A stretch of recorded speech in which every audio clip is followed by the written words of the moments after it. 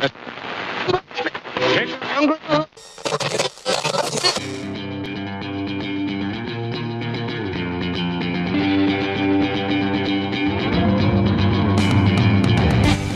the Generation Politics Podcast. The history of the nation, perhaps of mankind, depends on what we do in the next couple of hours.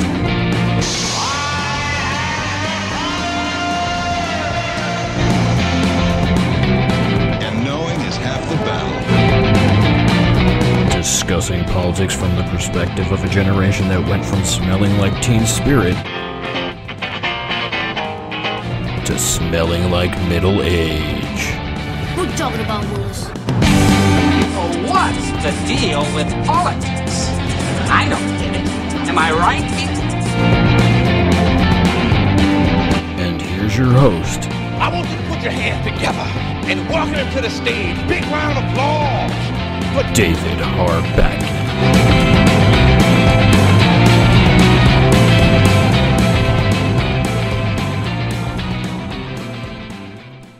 Hello and welcome to the Generation Politics Podcast. I am your host, David Harbatkin. I am joined by the co-host, Mr. Nick Zavari. All right. Well, so we have another show for you this week.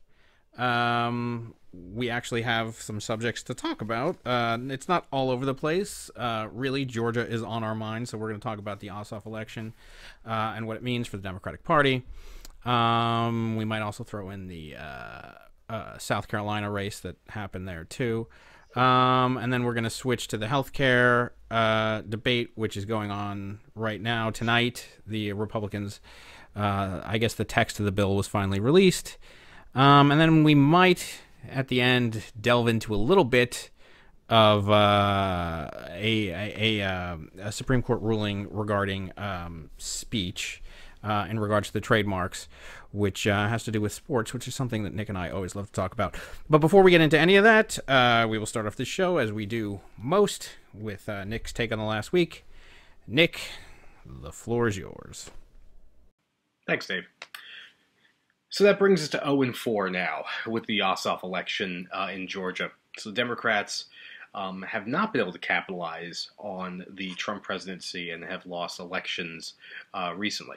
And the question, of course, comes up now is, as the Democrats look inward at this loss, the continuing infighting in the party continues to be the problem that the Democrats seem to have, and this civil war of progressivism in the Democratic Party is ultimately it's ultimately what is undoing the party. The constant blaming between the Bernie-crats and the centrist Democrats. And as I talk about this party with these two separate wings, it almost sounds like I'm talking about a European party. But the Democrats are in the midst of a civil war, and it's something that we've talked about on this show a lot. And we're seeing it emerge again with the reactions to this loss, with Democrats now calling for Nancy Pelosi to step down and calling for a change in Democratic leadership. Like somehow Democratic leadership is going to start winning you seats in Georgia. It's funny because I think it's this loss, we were somewhat deluded into thinking to ourselves that it's Georgia and they could change, and maybe the Democrats could possibly pick up a seat. At the end of the day, it's a southern state. It's a southern state that is still sympathetic to the Republicans, and the larger issue that Republican supporters continue to have is that they continue to view Trump and the Republicans in Congress still as pushing for an agenda that they agree with to some extent. What I always come back to with Republicans and Republican supporters and Americans in general who are too caught up in the infighting among Democrats to recognize just how truly horrible the Trump administration is that America has a tendency to need to bottom out. And that's what we're seeing. Because for voters in Georgia to not look at what we're seeing in Kansas and to not look and not pay attention to rather what's going on in Illinois with the budget crisis, and to not pay attention to what is going on clearly with this issue with the Russians and the election meddling and to not pay attention to Comey's testimony. I can go on and on and on about this. Republican supporters don't care, quite clearly. Yeah, at least they don't in Georgia. And Ossoff and I think the Democrats have to question the messaging that they're using now, because to me it seems like the easiest thing in the world to be dismissive of someone who is a Republican at this point. I mean, it is very clear and very fair to question that party's ethics, and a party that has always considered themselves morally superior has now made its leader a extremely amoral person. I think there's a hypocrisy there that Democrats could take advantage of, but as we've read, Ossoff almost went so far as to not even discuss Trump as part of his campaign, which seems like a hugely lost opportunity. But as we're talking about that race, the winner of the Georgia election, the Republican, has had the nerve to try to make herself out to be not exactly in step with the president on everything. And that seemed to win over some Georgia voters who were worried who felt that Trump may be a bit too extreme, but they were still willing to support Republican ideology. And to those supporters of this newly elected Republican, please wake up. Please understand that as a member of Congress, if Paul Ryan or any other senior member of Republican leadership asks her to jump, the answer is going to be how high. Any delusion that she has her own voice and that she can stand on her own principles is complete and utter bullshit.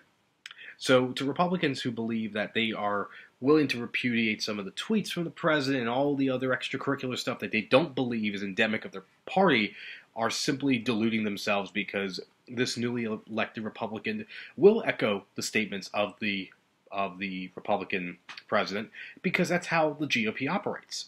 You can only go so far. Even the Freedom Caucus that managed to shoot down the initial healthcare bill in the House, there will be hell to pay for that. And as commendable as it is for them to stand up on their principles, even though I don't agree with their principles, and fight for the healthcare bill, the GOP has the ability to take care of its own matters, as evidenced by Paul Ryan, on a hot mic telling people to dial down the Russia talk, because that's how they know their family, right? So yeah, any of this nonsense about a Republican who doesn't support Trump but should be elected, fuck all that. Like, she's gonna fall in line. So to the voters in Georgia, congratulations, you just put another reason for Trump to push through whatever insane agenda he's going to push through anyway. The larger question, of course, for Democrats comes back to being 0-4 in these recent elections. When does the winning start? And I feel like I'm talking about Trump now with this whole thing of, like, we're going to keep winning so much you're going to get sick of winning. And I think Democrats may have felt the same way, looking at Trump as being so beatable and just so clearly horrible as a president that it should be a given that you can be able to win seats, and they haven't been able to. Part of that reason is that the Democrats' message right now simply is that we're better than the president. The lack of ideas that the Democrats are putting out there, or the split of ideas because of the far left, the Bernie-crats, as I like to refer to them, and the centrist Democrats, can't get a message together. As a result, produces someone in Ossoff that doesn't seem to want to favor either side. I would argue that Ossoff ran a fairly moderate campaign, but lacks the fire and passion I think that Democrats need to call up, that certainly the president did, that they need to call up in order to start winning these elections. It's not enough to simply say that you are the party that is not supportive of the president. It is more important to connect back to, again, those pro-labor, pro-middle-class values that the Democrats used to have, channel that back into these elections, and start waking people up to realize that this party of the GOP that is even more so for the super wealthy doesn't give a shit about middle America. Just doesn't. But the Democrats have yet to capitalize on it, so it's 0-4, and the question is, when does the winning start? Thank you. So I have so many thoughts on this Georgia race. I mean, so first of all, yes, it's 0-3. Or, I mean, 0-4. But the first three, were really so you had Thompson in Kansas, you had Quist in Montana. Why am I missing the other one? Who was the other loss? You mentioned Montana. You mentioned.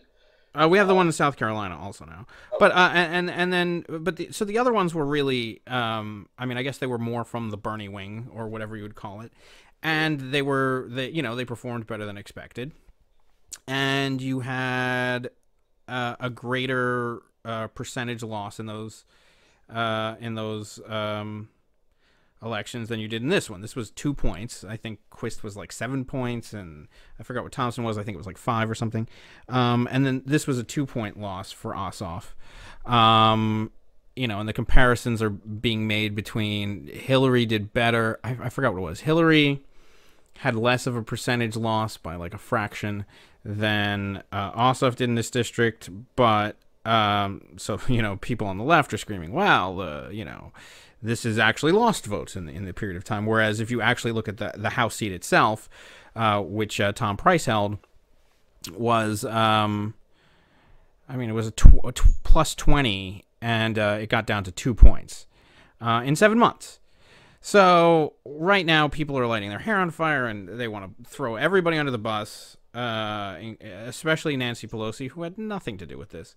And I think the debate over Nancy Pelosi, I think there's so many aspects of it. I think that part of it is rooted in sexism. I mean, because you've seen how there's been an attack, on pretty much all of the female leaders in the Democratic Party, whether it's Kamala Harris being told to sit down or to quiet down, whether it's Elizabeth Warren, and then she persisted, or if it's obviously Hillary. So I think that there is an element of sexism involved, but I also think that, in terms of Pelosi, it is a little bit more complicated. But let's understand that, she was the one who actually delivered the ACA with being able to whip up the votes. She is actually an effective leader in terms of getting votes. I think part of the problem is, yes, obviously the Republicans are going to vilify her, as they always do. But you know what? We need to start vilifying Paul Ryan. And there's actually somebody who's going to run against Paul Ryan in his district, a Democrat, who's actually a steel worker in the district. He has an ad out that's actually a really good ad. But, the finger pointing between the two, the Bernicrats and the centrists, I think, is ridiculous. I mean, especially since, I saw more glee, at least amongst my friends and people that I know from the left of Ossoff losing than I did of Republicans, which is ridiculous. I mean, I did not cheer on when Quist lost or when Thompson lost. I was like, damn it, like I wish we would have had that one. So it annoys me to no end to see people celebrating the fact that Ossoff lost.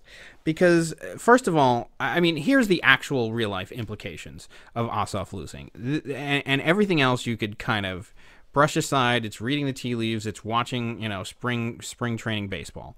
But the real effect of the loss is, had Ossoff pulled off the victory, it would have sent a chill down the spines of the Republicans, who would have probably backed off the healthcare bill. Because he lost, even though it was narrowly, they somehow feel emboldened. They shouldn't. They should read this as a bad sign when somebody in a district that won by 20 points is now, in 7 months turns into 2 points. That would have me worried if I was a Republican. But they're guiding on arrogance, and I think that ultimately it will come back to bite them. But I don't think that and you see it also in the South Carolina race. I mean, because here was the thing about the Ossoff race. Everybody kind of everybody had Georgia on their mind. It was the race that everybody focused in the country. It was the most expensive House race, in the country, and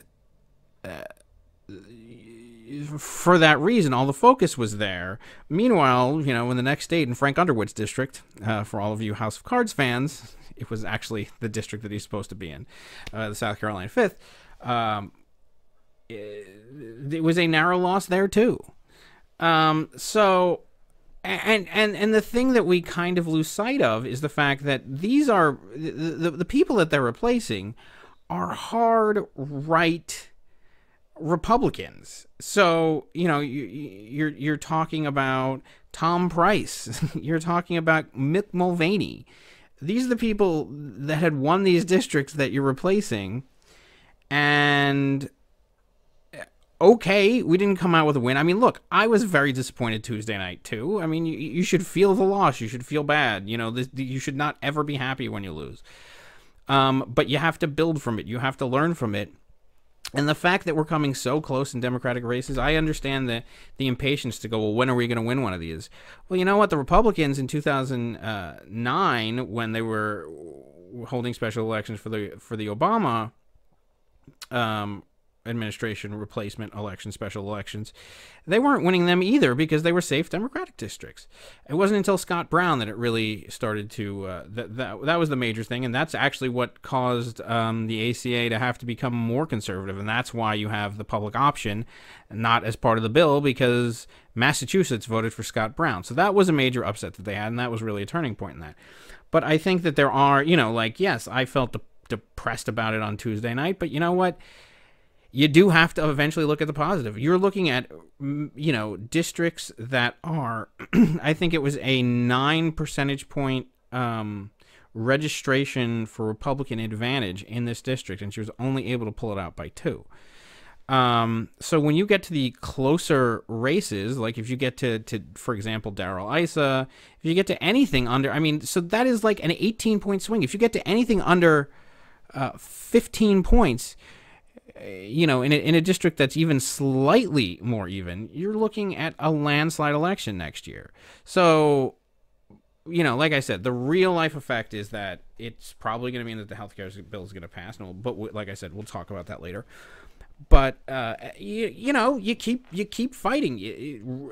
Rome was not built in a day. And the World Series is not won in spring training. So it's frustrating. It's frustrating to lose, and we should keep fighting for the causes that we believe in. And we should also support any Democrat that wins. And like I said, I don't care if they come from the Bernie wing. I don't care if they come from the centrist wing. Whoever. In the primary, I will certainly vote with the person that fits my mold better. But when it comes to the general election, I don't care.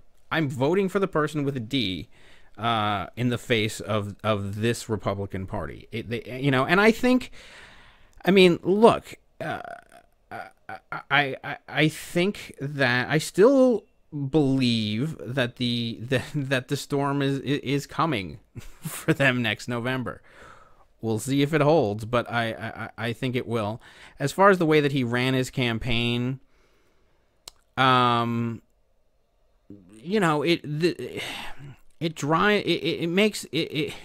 begs the question about how do you run these kind of campaigns in the more southern or in more Republican districts, because there's the battle, going back and forth. Do you run a much more progressive agenda and then energize that base? Well, if you're running 9 points down in registration, I don't know that far left policies are going to be the things that appeal to the people there. Maybe it will. I don't know. That's why these are test matches to see. These are early in the season kinds of things to see.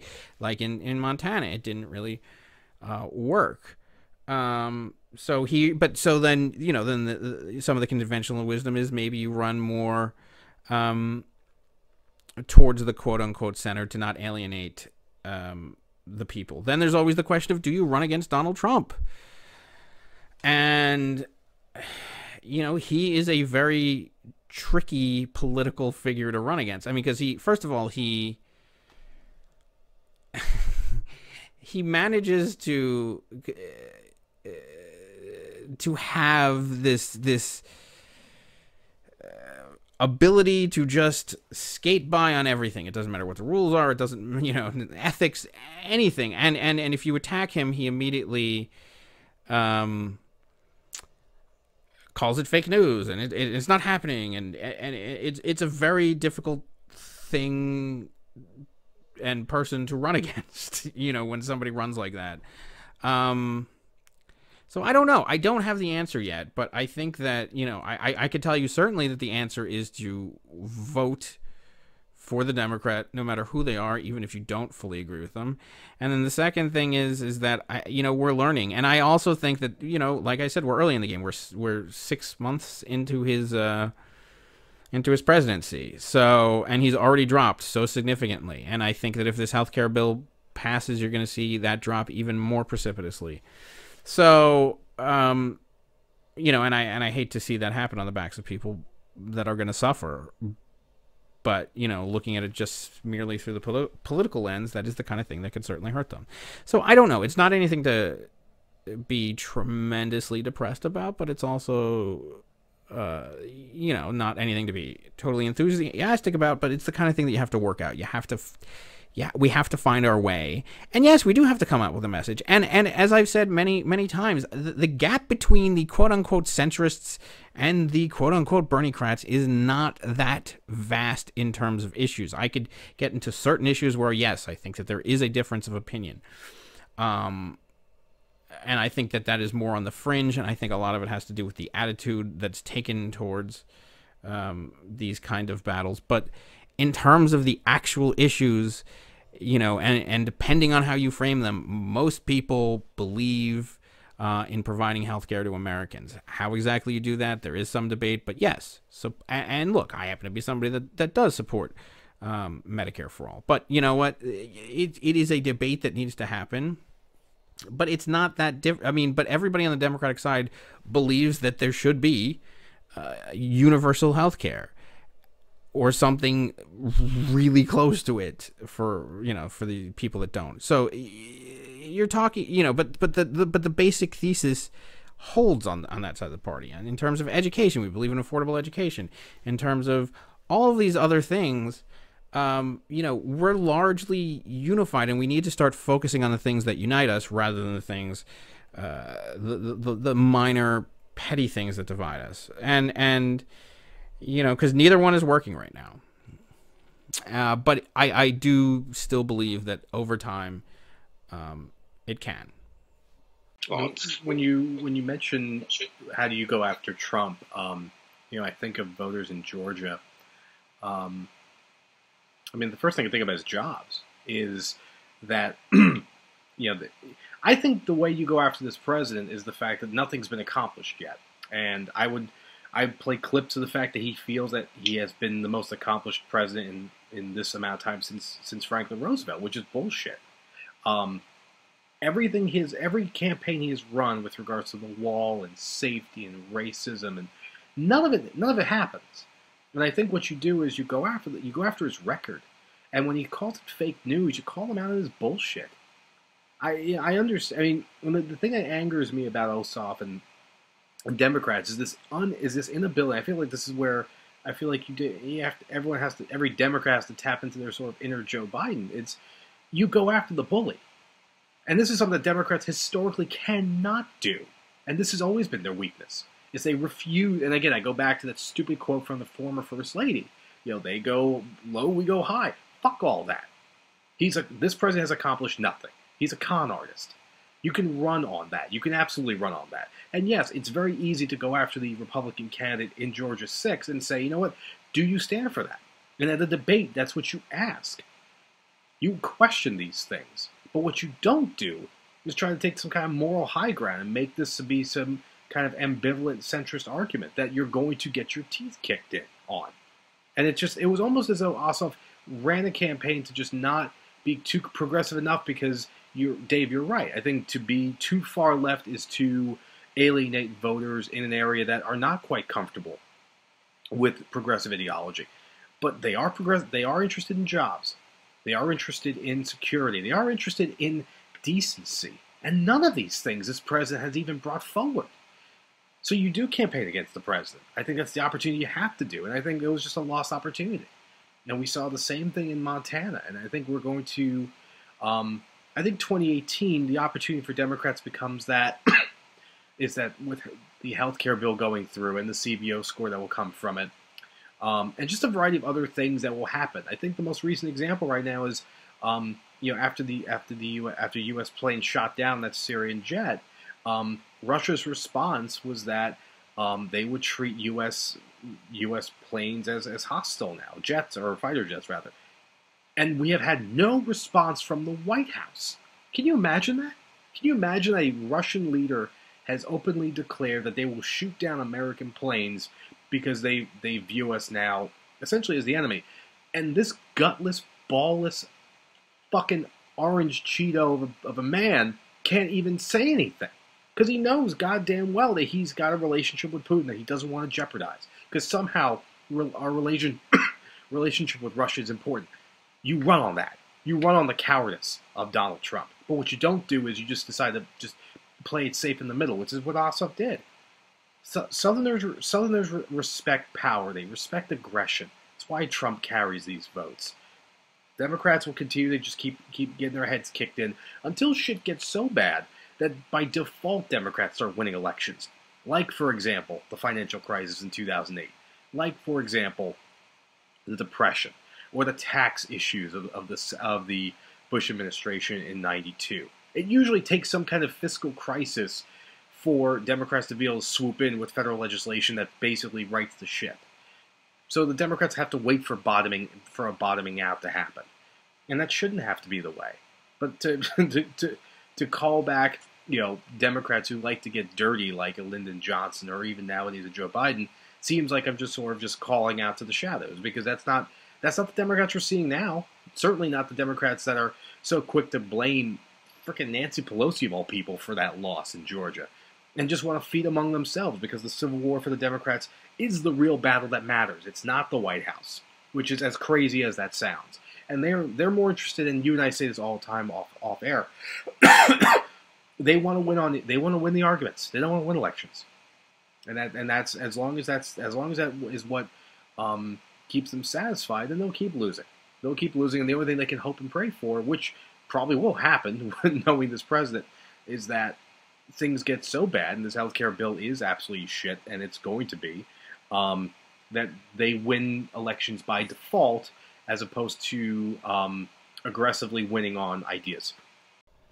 Yeah, I mean, you do bring up, I mean, I agree with that, first of all, but and I also think that you do bring up a very good point in terms of how to start to attack Donald Trump. The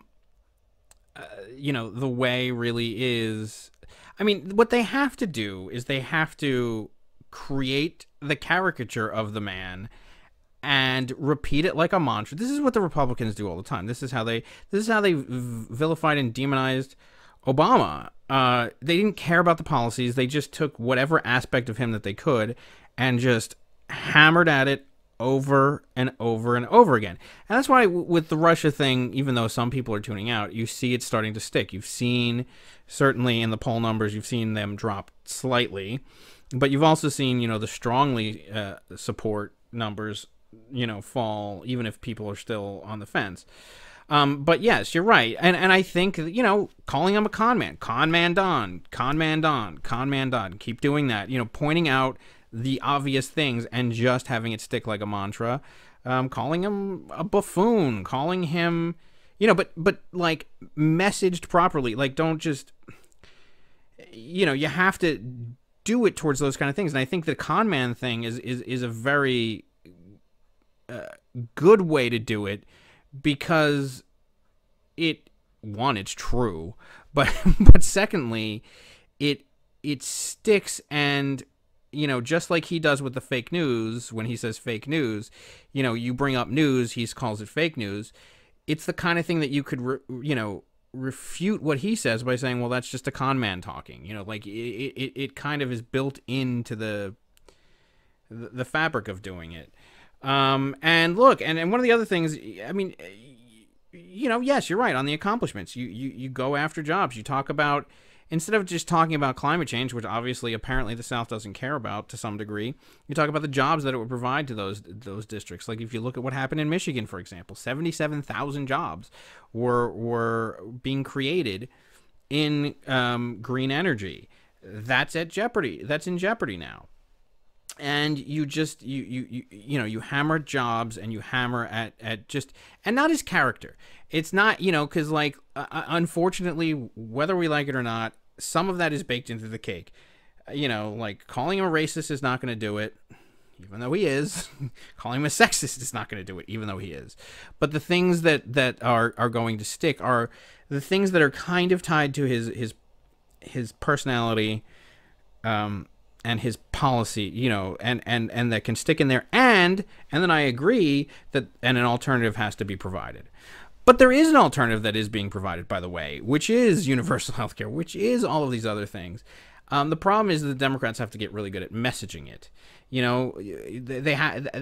That is essentially their problem. It's not, even with Hillary, it's not like she didn't have a plan. She had an entire website on any issue that you wanted to know. She had it laid out for you.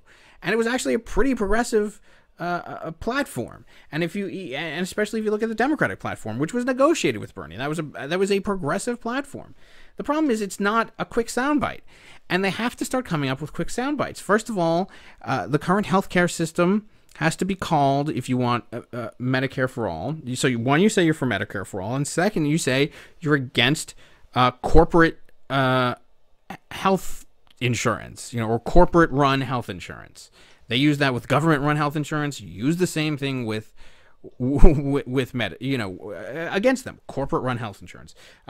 Your the jobs-killing bill, when it comes to the environment, all of these other things.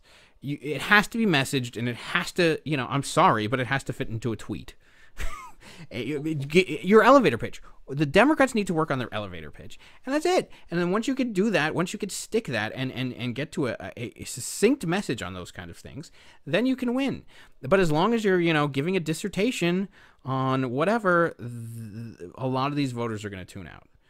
They just are, and that's what the Democrats really need to work on. They really need to start working on messaging against the president properly, and messaging for the things that they are for, because we are for the same things. We're fighting over very minuscule things. As I've said many times, Clinton and Bernie voted in the Senate 93% of the time, and I bet you a lot of the people on the left would have actually liked Hillary's policies on those 7%. I've looked at the 7% of the difference between the two, and you know what? For the most part, I sided with her on it. But people don't want to look at that. I had an argument, a debate on Facebook with one of my cousins the other day, where we were talking about Bernie, and he was talking about the Israel policy, and I was like, the policies are the exact same. People want to ascribe. This is the same thing that Trump voters have done to Trump. They want to ascribe things that they believe to him that he doesn't necessarily believe, but they ascribe it to him. And I find the same phenomenon happening with Bernie, because I was like, look, Bernie pretty much had the same policy on Israel as did Hillary.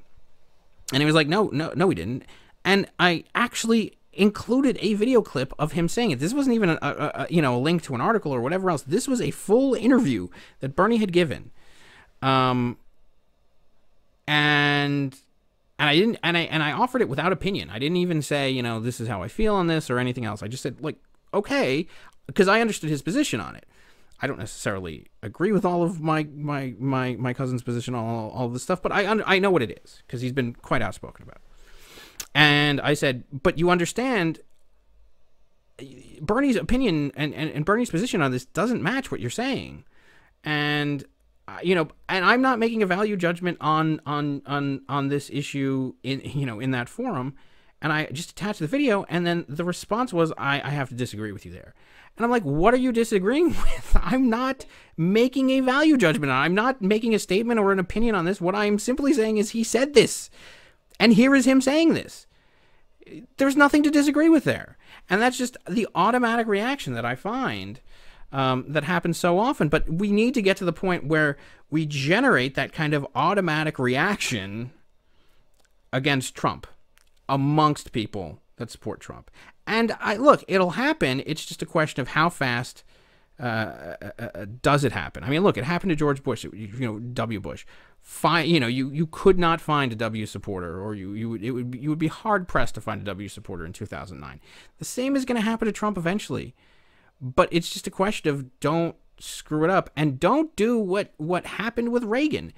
People constantly underestimated Reagan all the time. They called him stupid. They called him, an actor, a buffoon, this and that. And they constantly underestimated, and they were like, well, how were we not beating this guy? And then they never did, because they never took him seriously enough. It's time to start taking Trump seriously as a serious candidate, even though, yes, we disagree. I mean, like, he has no serious policies. He is a buffoon to all of us. But that doesn't mean that you, as a candidate, you don't go full bore against him like you would. You just have to figure out the proper messaging to do it right. Okay, well, we're coming up on needing to take our first break. But before we do, any last thoughts on this subject before we move on to the next one? No, and the other thing I would add to this, too, is just such naked nepotism. You've got Rubio having to go see Ivanka about paid family leave. Like, she's somehow some kind of expert on this shit. And you've got Jared Kushner, who is basically our de facto Secretary of State, and no one wants to admit it. Again, these are things you can go after. Because, again, in the South, those things matter. Values matter. But again, it's not what we're seeing, so more after the break.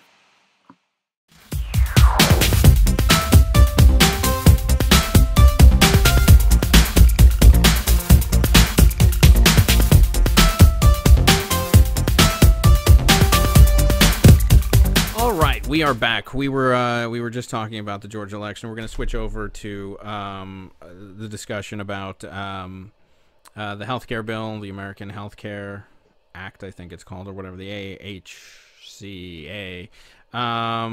But yeah, I did want to pick up on one thing that you said before the break, which was, the nepotism also in terms of how to go after Trump, and then just the blatant self-dealing. The idea that he's using the presidency as a part-time job to enrich his own businesses. So and that can be hammered home too. Focus on those kind of things. When we get more into the, cultural issues, you lose Republicans. We just do. It doesn't mean that we don't have to support them. It doesn't mean that down ballot we can't, talk about it and, but we got to focus on the stuff that's going to win, and then deal with those other issues to actually move them forward. But on these other kinds of things, we got to focus on the stuff that's going to win. But yeah, is there any, before we move to healthcare, or actually I'll let you open with about healthcare, so you could pick up if there's anything else that you want to pick up on that, and then you could go over the healthcare bill, because I know you have it up about the what's in it, right?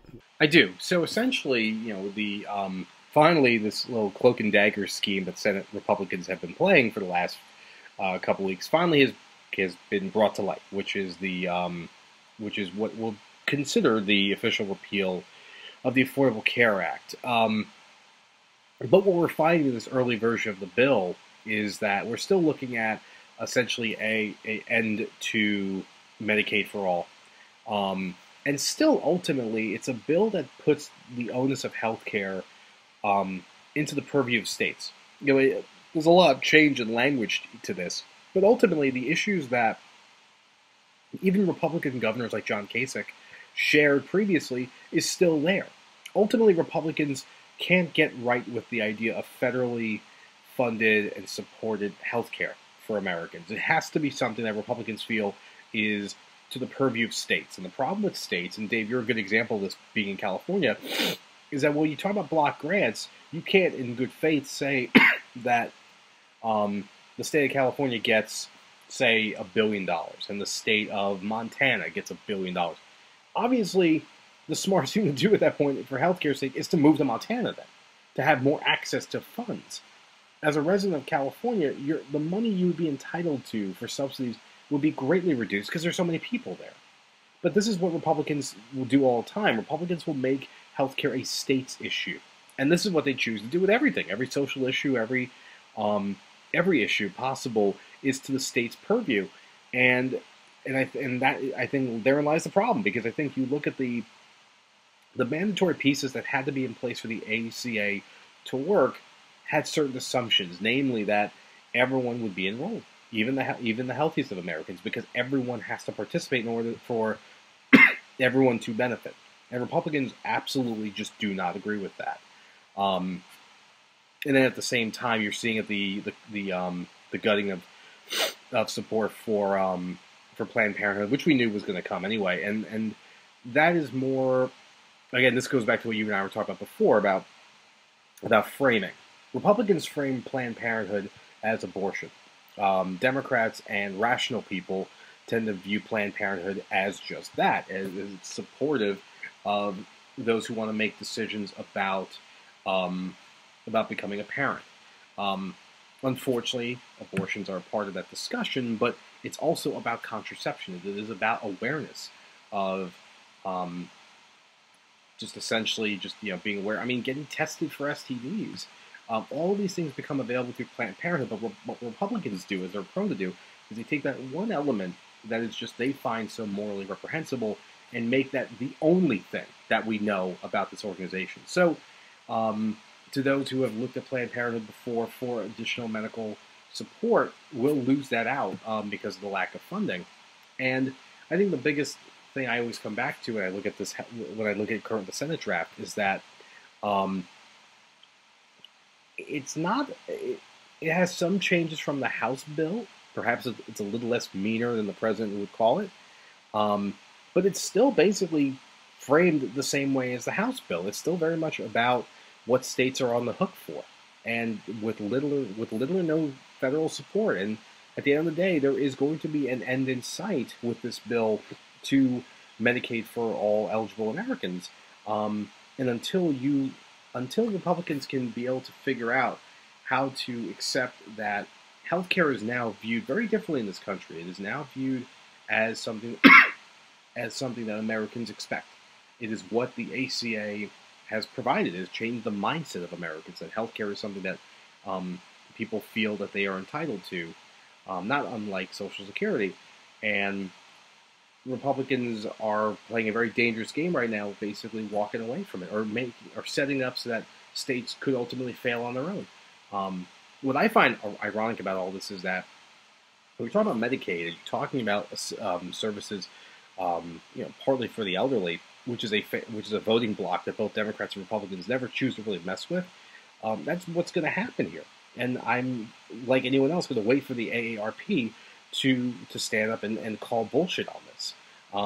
So in short, for me, yeah, the Senate bill makes some concessions, I think, to soften the blow that the House bill was originally putting forth, but it's not nearly as supportive or as comprehensive as the ACA, and it's essentially going to gut the concept of healthcare in America, and do it in a way that's going to make it sound like, as Republicans are prone to do, that it's really supportive of Americans because we're giving you more freedom back. We're not taxing you as much. We're simply giving you the opportunity to use tax credits and all this other nonsense. When in truth, tax credits only benefit those who are wealthy enough to afford health care, period.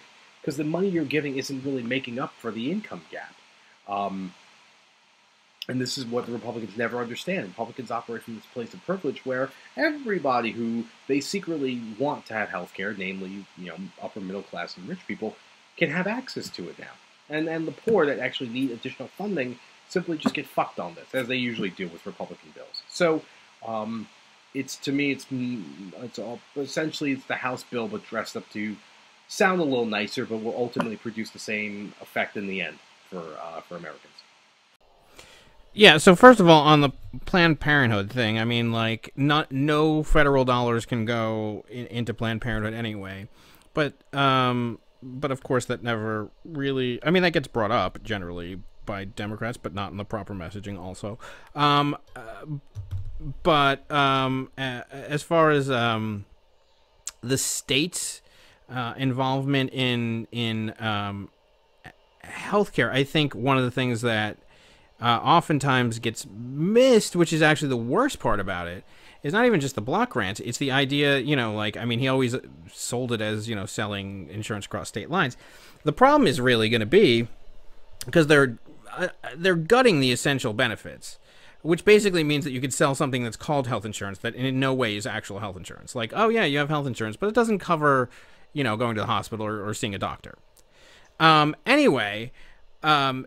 Because they're gutting that, there are going to be states that actually, in their state laws, provide for those kind of protections. Like, for example, California and New York, where they say that you have to have these certain health benefits. But if you're allowed to go, to Alabama, where they get the waiver and they say, well, we don't want we don't have to provide any of the essential health benefits. And suddenly the Alabama plan is cheaper because it doesn't actually cover anything. Then people in New York and people in California will not, even with employers. I mean, I'm not even talking about individuals, people in the individual market. I'm talking about employees who get their coverage through their employer. Their employer might want to save some money by going to get an Alabama plan. This is exactly what happened with credit cards.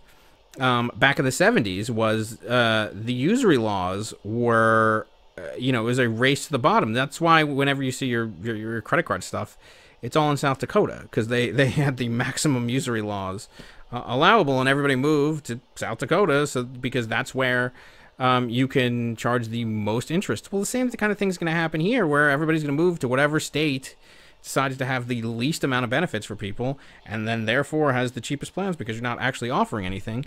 And companies in New York, even if you don't think that because you live in New York or California that you're going to be protected, because you're not, because your employer will very well might seek to have your insurance through an Alabama company.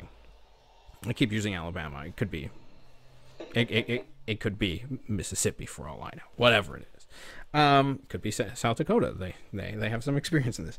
So that's part of the aspect of it. And then when also, I believe there was, if your plan covered, I forgot what it was. It might have been some kind of abortion coverage, or it might have been something else, which New York and California require all their plans to have.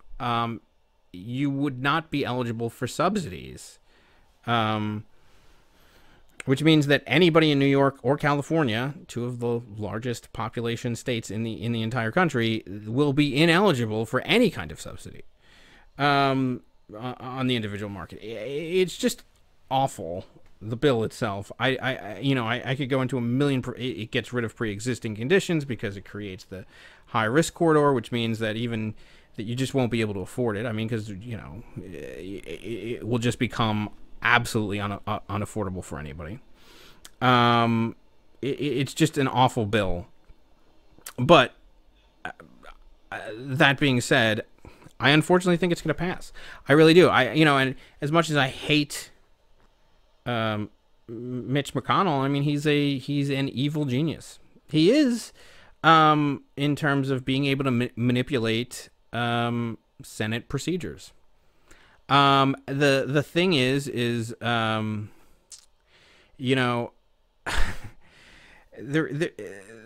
thing that the Democrats need to do is they need to get down into the weeds of parliamentary procedure and find ways to fight this. Because here's the thing. People keep saying, well, Susan Collins, I think, said that, if they got Planned Parenthood, she's not going to support it. Lisa Murkowski might have said the same thing. Don't believe it for a second. I mean, I think Rick Santorum was on a trade and overheard, having a conversation where he said, oh, don't worry about Collins. I mean, this wasn't specifically about this, but it was like, don't worry about Collins. She always falls in line at the end. And I find that to be true. They're going to fall in line. The Republicans will fall in line. I would be shocked if they don't. So the way that the Democrats need to fight this right now, otherwise it's going to pass, is they need to fight it on parliamentary procedures. And one of the ways to do that is because the Republicans are doing this through reconciliation, budget reconciliation. It allows instead of having the 60 vote threshold, you have the 50 vote or the 51 vote threshold, or 50 if you add in Pence. But it allows for unlimited amendments. And that's what the Democrats need to be doing. They need to start basically an amendment filibuster. Just every day sit up there and just adding amendments every day until eternity. Don't let them pass this. And find other parliamentary procedural methods to stop it. And that's really, I think the people listening and people out in the country should be continuing to call their senators to let them know how unpopular this is. Absolutely. But, relying on the Republicans, I don't know if that's going to work. Because here's what's going to happen. Instead of, because, most people kind of assume, all right, well, the Senate will pass the bill, and you have to have a conference committee where where they have to agree on language. So the House and the Senate have to agree on language. So the House and the Senate will get together and they will hammer out the differences, and then they have to go back to their respective chambers and pass the conference committee bill. That's not what's going to happen here. Once this gets past the Senate, they're going to go and submit the bill to the House. And the House is going to pass the Senate version, word for word, and it's going to be put on Trump's desk, and he's going to sign it, unless they find a way to stop it before this. And like I said, the Democrats have to, in terms of this kind of stuff, and in terms of parliamentary procedure, they have to start fighting dirty. And I don't care how it looks. They have to. Otherwise, this is going to pass, and it's going to be. And politics aside, I do ultimately think that politically it will benefit the Democrats, certainly next year. And like when you look at the thing about pre-existing conditions expiring in I believe 2019, they did place a sunset on that. I did read that earlier today in 2019, so it would affect the 2020 elections. So I'm not sure exactly how much gets phased in over the next year, so I don't know how much people will feel it within the next year. So I don't know if it actually will have the effect where people feel it by the time of the 2018 elections, although I think that they might. You have the phase out of Medicaid expansion. You have all these other kind of devastating things. So yes, but even if it does help Democrats ultimately politically, I don't care. You have to stop this bill. This will be devastating for so many segments of this of the American population. So whatever tricks they have to pull out, and I really I was reading earlier, one of the best ways to do it is through unlimited amendments. I don't care. Amend the bill. What was Ted Cruz's filibuster? He read the Cat in the Hat. Amend the bill to put the Cat in the Hat in the language.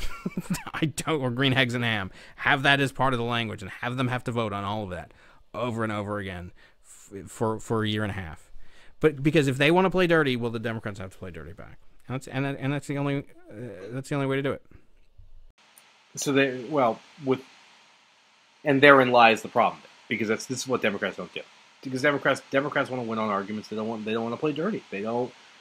Again, they go low, we go high, and all that bullshit.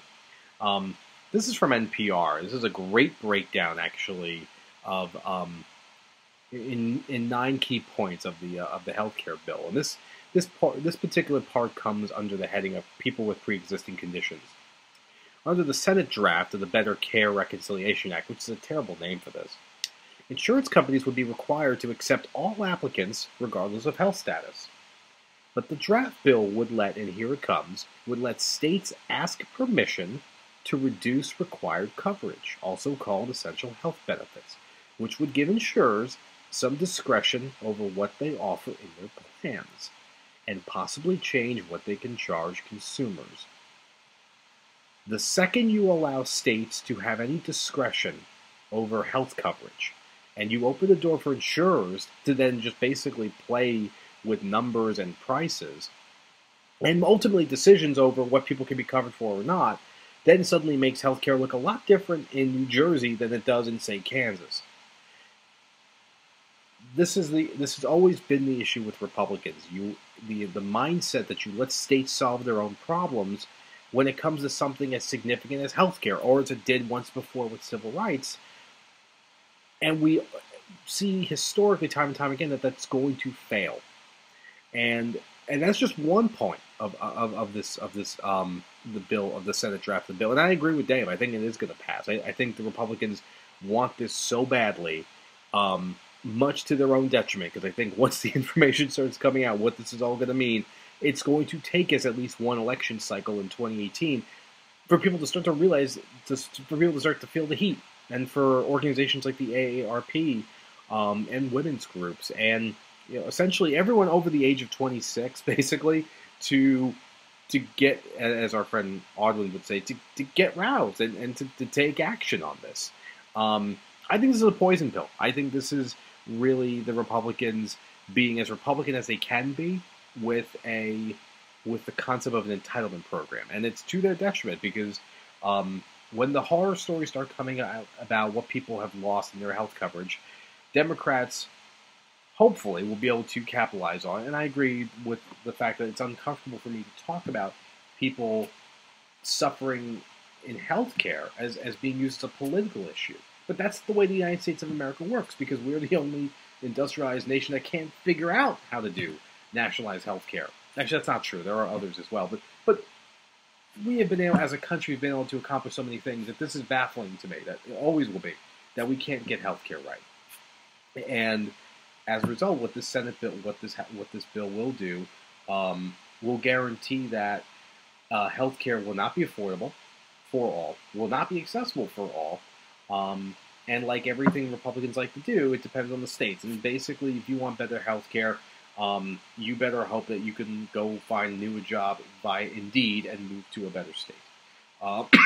So politically, I look at this as an opportunity for Democrats to really sit and kind of watch the dumpster fire get even higher with Republicans now. And Dave's strategy about adding amendments and trying to stretch this vote out sounds extremely noble, but knowing this current iteration of the Democratic Party, I would be stunned if they even attempted to try to delay this, because I don't think the Democrats right now have the guts to fight at that level. I think they are immediately afraid of the reaction that they'll get as looking as obstructionists from Republicans, and every label that Republicans do, because Republicans are really good at throwing labels at people, and Democrats do not want to sit with it. They'd rather let this go through, take pot shots from the sidelines like Bernie Sanders does all the time, and then when it does bottom out and then it starts to become clear in 2018, although they better hope it becomes clear in 2018 what this all means.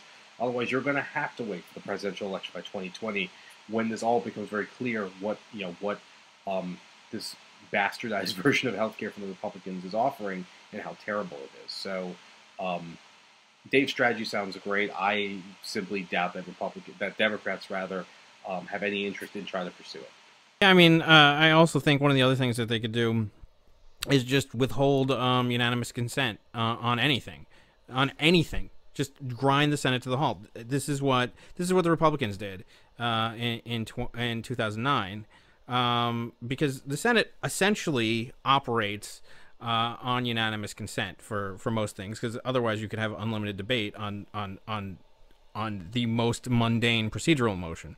So the way that they withheld consent was, or the way that they slowed the Senate down to a halt was to withhold that consent, and Tom Coburn would go up there. Just don't provide anything. Just grind the Senate to the halt. And here's the thing. And you're right. I don't think that they have the guts to do that, because they're afraid of being obstructionist, even though it's moronic not to be. Mitch McConnell paid absolutely no price for holding a Supreme Court seat open for a year. The Democrats need to grow a pair and need to obstruct. I don't care what you're labeled. They need to do that. All right, well, we need to take a quick break. We can pick up any remnants of this conversation on the other side of the break.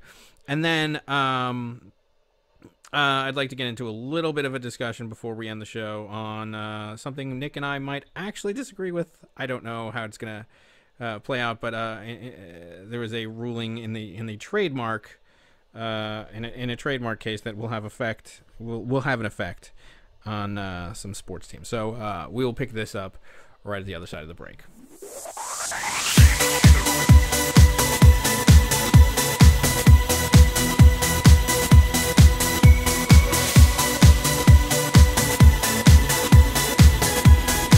If you enjoyed that video, make sure to like it and click subscribe down below.